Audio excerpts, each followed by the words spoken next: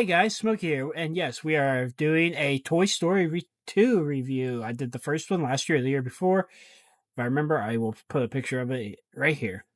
Um, I watched Toy Story 2 as a lot as a child, and the first one, of course. I think I had the first one on VHS. I might have had the second one on VHS too. Toy Story 3, I think I might have watched in the theater because we had a theater when we were little that was in our town that every Tuesday our grandma would take us to because it was like $5 for children under 13. And there was this little special they did before it closed. And then I know we watched Toy Story 4 in theaters because me and my brother decided on watching it when it was in theaters for our birthday dinner thing. So yeah, but let's get into this review. I do want to talk about the opening to this movie. Love it. Love the game scene that is a fake out. Make you think Buzz is actually in space. And then Woody still having the ego of being Andy's favorite and worrying about his hat. Love that part too. And then everybody else is kind of making fun of Woody and like the shark, and then to Potato Head rage baiting him, saying, "No, I found the Mrs. Earring."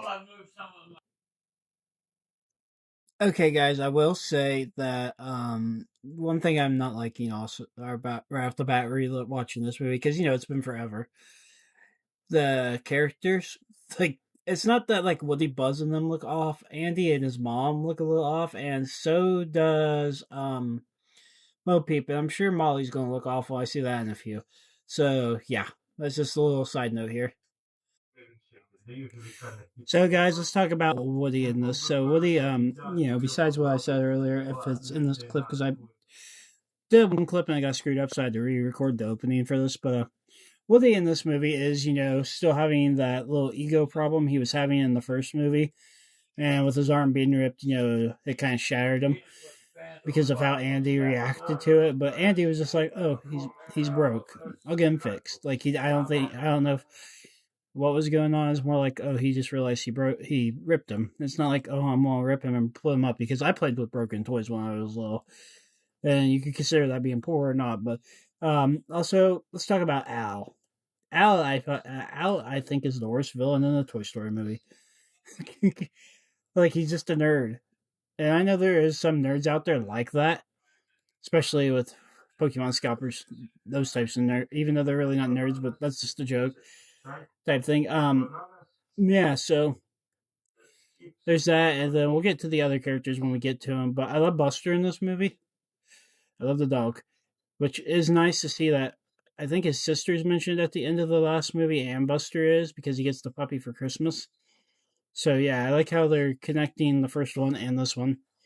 Um, but I'm kind of curious to see what they do with Toy Story 5 when it comes out later this year. If there'll be references to the Lightyear movie. And then I also liked how Buzz tried to save Woody and just completely failed. So yeah.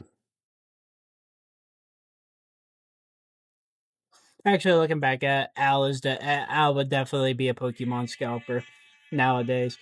Um, but let's talk about Jesse the prospector and Stinky Pete and Bullseye. Love Bullseye.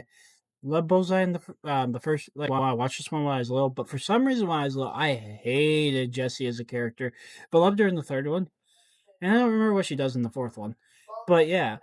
So I didn't really care for them. Stinky Pete, that, like, also obviously Stinky Pete's the bad guy. But yeah, I just kinda wanted to let you guys know that. Little tidbit piece.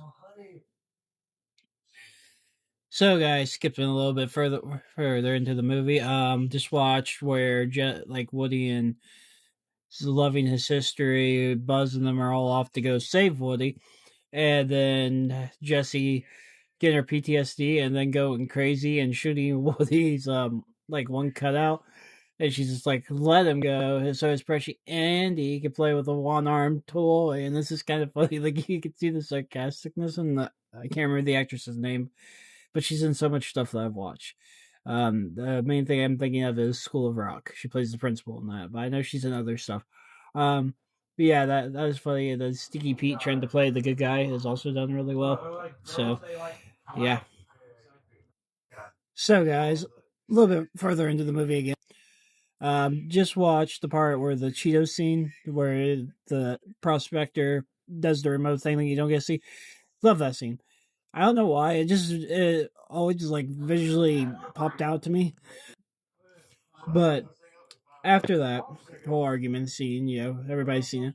When they're crossing the road, I didn't realize the dark joke they did in this movie. So they all go across. They go, well, that went well, and you can kind of see them on it shows the like zoomed out shot, and you can actually see they don't have just Andy running around. They actually have different character models. You can see a tiny ham and I see Rex's tail and part of his back, but those are the only two you see. So that's kind of cool, but the pile up is wild. Yeah. Okay, guys. So let's talk about some more of this. So the old man, that plays the chess with himself, comes repairs Woody. Awesome. I love that scene. It's so interesting watching him rebuild it because that's something, some people like that stuff. It's kind of cool to see. Then you have buzzing them at Al's Toy Barn because that's where they think Woody's at because it's the Chicken Man. As they put it, which is funny. Um, but once they get done with, they go in there, they find all these other Buzzes with the belt from the video game at the beginning, and Buzz has a fight with all of himself, which is funny because this is not the only movie where they actually make an evil Buzz. And then he lets Zurg out and the other Buzz that wants to help him. And then they meet the Barbies, and the one Barbie shows them around and ends up with them at the house. And then you got Al doing his scalper stuff, where he's taking pictures of them to send a guy to send to a museum, I believe in Tokyo, or I think it's Japan. I could be wrong. So, guys, and the Buzz and Woody, after Buzz shows the other Buzz that he's just a toy, Buzz and Woody have a conflict when they get to the apartment. Where also the toys drive the car, which is not the first time or the last time the toys drive, from my remembering, because I'm pretty sure they drive the pizza plant truck at one point. But one thing I want to point out is Woody wanting to go somewhere else. This is not the first time that's happened. Well, this is technically the first time, but Woody wanting to give up the life of being a plaything and helping other toys is what happens in Toy Story 4. And spoiler, by the way, but that movie is, like I said, almost 10 years old in 3 years. But in this one, he does help toys. He helps Wheezy. Love Wheezy's a character, one of my favorite characters, but he wants to go be in the Japan place. And whether it's guilt for Jesse or what, but that was something that was just, something they kind of keep building on, and especially in Toy Story 4. Hey guys, just got to the best reference that gets retconned, which is the fight with Zurg. If you know, you know. Yeah. And I love how when Buzz is trying to rescue Woody and Jesse and them out of the case, Prospector is pulling them all in. It's just weird that that toy has Chucky levels of strength. But yeah. So guys, just watch where Prospector fights them, and it's kind of funny that they use Flash to stop him and then pin him. And he's ripping away, saying that he can break you once, or if we can fix you once, he can fix you again, which is kind of true. You can only fix something so many times though before it's not good. But then playing him with a girl that has Barbies, and the Barbie just sounded like a double going, "You love Amy, she's an artist."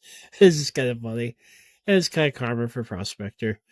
But yeah, that's pretty much it for this one. Got a little bit more to say, then we'll be done. Woody using Woody's Roundup as a way to coach Jesse into jumping out the plane was really good.